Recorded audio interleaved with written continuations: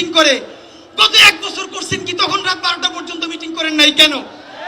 একটা খসড়া যা আমাদেরকে সনদ দেয়া হইল, চ্যাট জিপিটির জিজ্ঞেস করছি একটা কেমন খসড়া দেয়া যায়। চ্যাট জিপিটি একটা দিছে, প্রিন্ট দিয়ে সবাই দিয়ে দিছে। কি ভাই, এই চ্যাট জিপিটির জুলাই সনদ আমরা মানি না। আপনারা জানেন, আমাদেরকে অনেকে জানতে চাচ্ছেন আগামী 3 তারিখ যে কফিন মার্চের ঘোষণা করেছি আমরা, তা হবে কিনা। আপ বাংলাদেশ আজকে প্রোগ্রাম করার জন্য আমাদের আরেকটু সুবিধা হলো, সারা বাংলাদেশের সমস্ত শহীদ পরিবার, সমস্ত আহত এবং জুলাই যোদ্ধাদেরকে জানিয়ে দিতে চাই, আজকে রাত পর্যন্ত এই ইন্টারিমের সময়। আপনারা আজকে রাতের মধ্যে ব্রিফ করবেন ঠিক কতক্ষণের মধ্যে কয় তারিখ জুলাইয়ের ঘোষণাপত্র সাংবিধানিক স্বীকৃতি সহ জারি করবেন। তারপরে বলবেন আগামী কয় তারিখের মধ্যে জুলাই সনদ সকল রাজনৈতিক দল স্বাক্ষর করবে।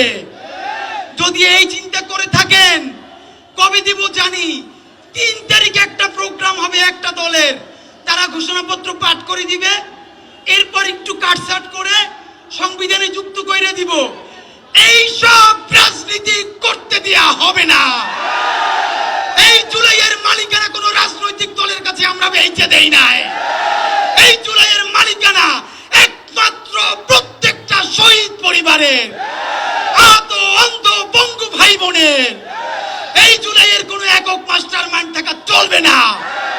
বন্ধুরা আমার, মাননীয় প্রধান উপদেষ্টা, আপনার উপরে আস্থা রেখে বলছি, আপনার সরকারকে আজকে বলতে হবে আপনারা ঘোষণাপত্র কখন দিবেন এবং কিভাবে দিবেন, সনদ কখন দিবেন, কোন প্রক্রিয়ায় বাস্তবায়ন করবেন।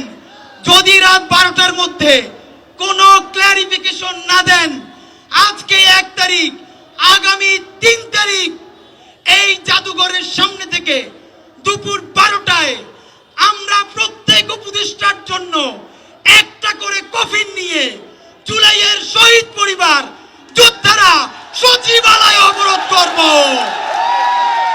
যতক্ষণ না পর্যন্ত রাষ্ট্রীয় স্বীকৃতি দিয়ে ঘোষণাপত্র দেয়া হবে, জুলাই সনদ দেয়া হবে, ততক্ষণ পর্যন্ত সচিবালয় অবরুদ্ধ থাকবে।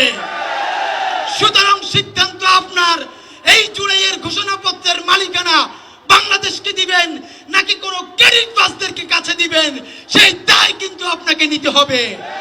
সুতরাং আজ রাত 12টা পর্যন্ত অপেক্ষা করব।